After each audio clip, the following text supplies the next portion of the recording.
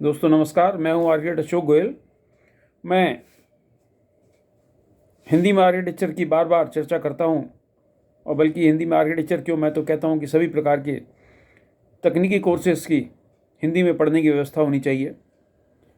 मैं एक times of India का एडिटोरियल का थोड़ा सा पैराग्राफ पढ़ना चाहूँगा आपके लिए, उसके बाद मैं अपनी बात शुरू करूँगा।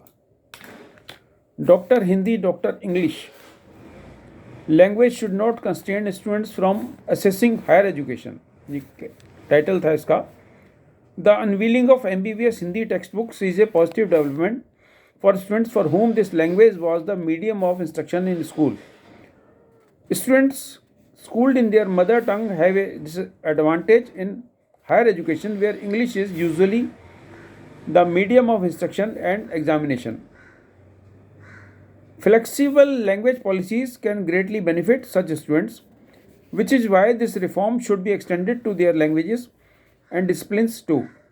But it is important to ensure that local language books maintain the quality standards of the source books.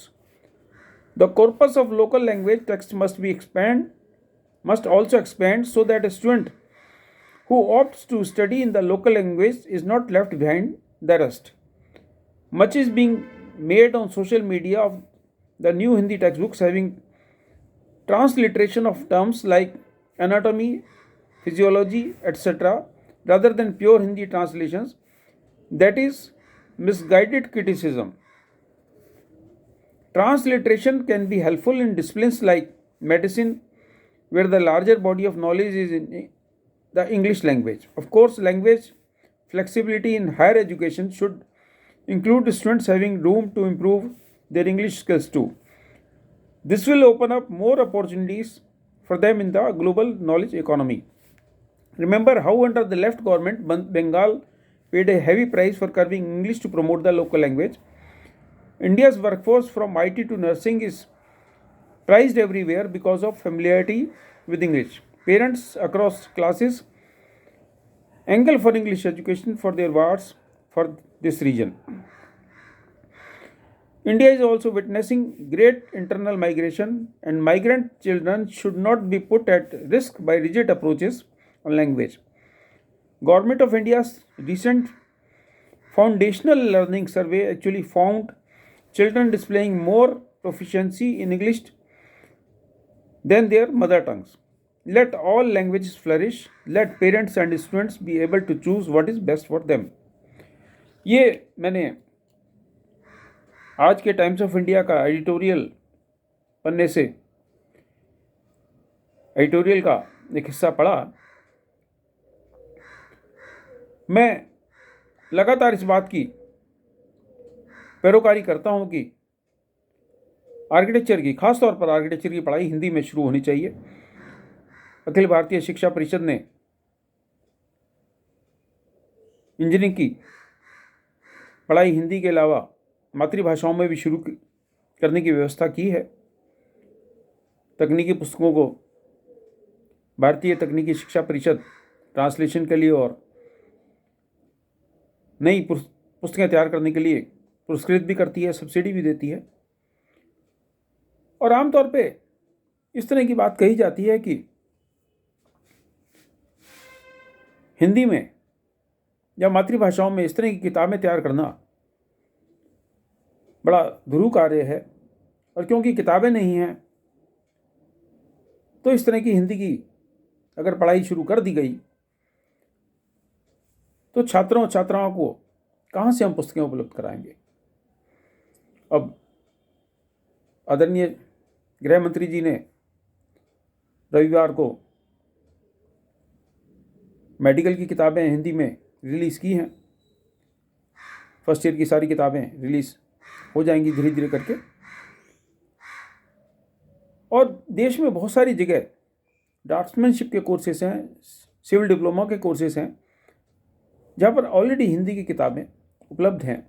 उन पर छात्रों के लिए जो हिंदी माध्यम से डिप्लोमा सिविल या ड्राफ्ट्समैनशिप का कोर्स कर रहे हैं, कुछ सब्जेक्ट आर्किटेक्चर से मेल खाते हैं, यानी वास्तुकला से मेल खाते हैं,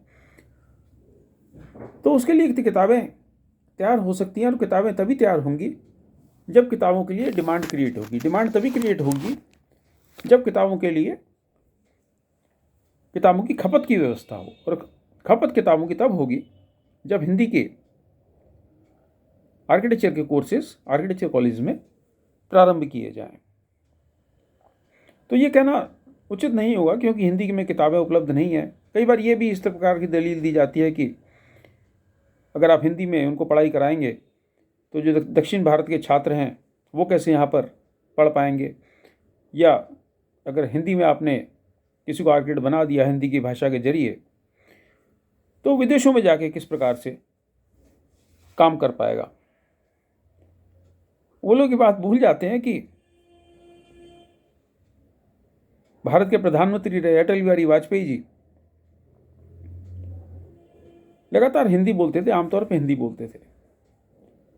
तो अगर देश के प्रधानमंत्री के पद पर कोई व्यक्ति पहुंच सकता है जो हिंदी में बात करता है, हिंदी में कविता करता है, हिंदी में व्याख्यान देता है, तो क्यों कोई आर्किटेक्ट हिंदी में पढ़ाई करके ऊंचे स्थान पर नहीं पहुंच सकता। मेरी हिंदी में लिखी हुई किताबें 10 लाख से ज़्यादा पाठकों ने पढ़ी हैं, 10 लाख, जिसको अंग्रेजी में 1 मिलियन बोलते हैं। और मैं समझता हूं कि हिंदुस्तान का कोई ऐसा आर्किटेक्ट नहीं होगा जिसकी अंग्रेजी की पुस्तकें भी 10 लाख लोगों ने पढ़ी। तो भाषा का कोई बैरियर है नहीं,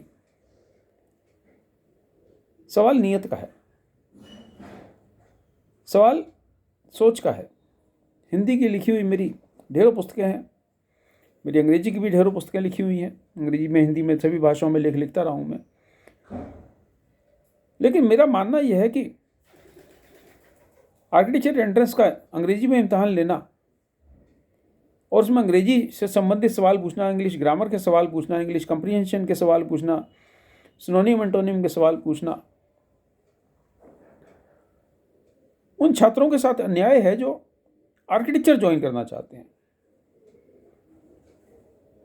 वो रिसेप्शनिस्ट की पोस्ट के लिए रिसेप्शनिस्ट का कोर्स करने के लिए नहीं जा रहे, कॉल सेंटर का कोर्स करने नहीं जा रहे, वो आर्किटेक्चर का कोर्स करने आ रहे हैं। आर्किटेक्ट की भाषा ड्राइंग है, आर्किटेक्ट की भाषा कला है, आर्किटेक्ट की भाषा चित्र है, ये एक तरीके का विजुअल मीडियम है।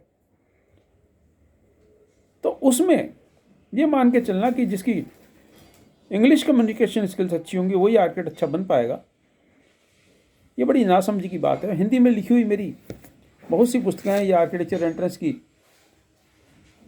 पुस्तक मेरी हिंदी की लिखी हुई है, यह अन्य पुस्तक है, ये पिछले साल ही हमने तैयार की है और इसको भारतीय तकनीकी शिक्षा परिषद के सिलेबस के अनुसार हमने तैयार किया है उन स्टूडेंट्स के लिए जो हिंदी में वास्तुकला की शिक्षा प्राप्त करना चाहते हैं। ये आदित्य कमल की लिखी हुई किताब है, पिछले साल इसको भारतीय तकनीकी शिक्षा परिषद ने पुरस्कार से नवाजा है। हिंदुस्तान की पहली आर्किटेक्चर की किताब है जिसको AICTE ने पुरस्कृत किया है। यह अन्य किताब है डिज़ाइन के सिद्धांत, इसको भी पिछले साल हमने तैयार किया है और पूरे विस्तार से हमने इसका इस्तेमाल किया। जैसे आप टाइम्स ऑफ इंडिया के उसमें शब्द का पढ़ रहे थे, ट्रांसलिट्रेशन।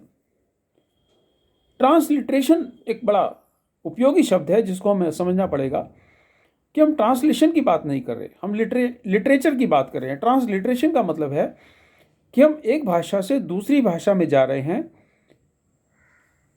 शब्दों का आडंबर खड़ा नहीं कर रहे, शब्दों को हम क्लिष्ट नहीं बना रहे, शब्दों को हम दुरूह नहीं बना रहे।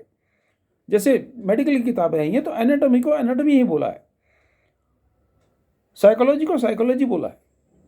तो उसी तरीके से जैसे हम आर्किटेक्चर की अगर बात करें तो हम बेडरूम को बेडरूम बोलेंगे, उसको उर्दू का ख्वाबगाह या हिंदी का कोई इस तरीके का दुरूह शब्द नहीं बनाएंगे। या जैसे बैठक को ड्राइंग रूम बोलते हैं अंग्रेजी में आमतौर पे, तो हिंदी में आप बैठक बोलना चाहें बैठक बोलिए, टॉयलेट को आप शौचालय बोलना चाहें बोलिए। लेकिन अगर हम टॉयलेट को टॉयलेट भी लिखते हैं किताबों के अंदर तो कोई उसमें दिक्कत वाली बात नहीं है, क्योंकि अल्टीमेट जो रिजल्ट है, जो एंड रिजल्ट है, वो तो भवन है, वो तो इमारत है। इमारत की कोई भाषा नहीं होती। इमारत के बाहर अगर अशोक गोयल की नेम प्लेट लगी है तो मान सकते हैं हिंदी भाषी होगा, मुत्तुस्वामी की लगी है तो सोच लीजिए शायद दक्षिण भारतीय होगा, या चटर्जी या बनर्जी साहब लिखा है तो आप उसको बंगाल से जोड़ सकते हैं। इसी तरीके से सिद्धवानी गंगवानी लिखा है तो आप किसी एक जाति विशेष से उसको जोड़ सकते हैं। अन्य किताब भी हमारी इस प्रकार की थी, B planning and test guide भी हमने तैयार की थी। होम डेकोरेशन गाइड तो मेरी हिंदी की गृह सज्जा की किताब 1980 में ही आ गई थी, और भवन निर्माण की, भवन डिज़ाइन की किताबें 1981 में, 1986 में। लगातार एक लंबे पीरियड से मैं हिंदी में किताबों पे काम कर रहा हूँ, और मेरी ही नहीं और भी बहुत सारे देश में राइटर्स हैं जो आर्किटेक्चर की, वास्तुकला की, प्लानिंग की, नगर नियोजन की हिंदी में बहुत अच्छी किताबें तैयार कर सकते हैं।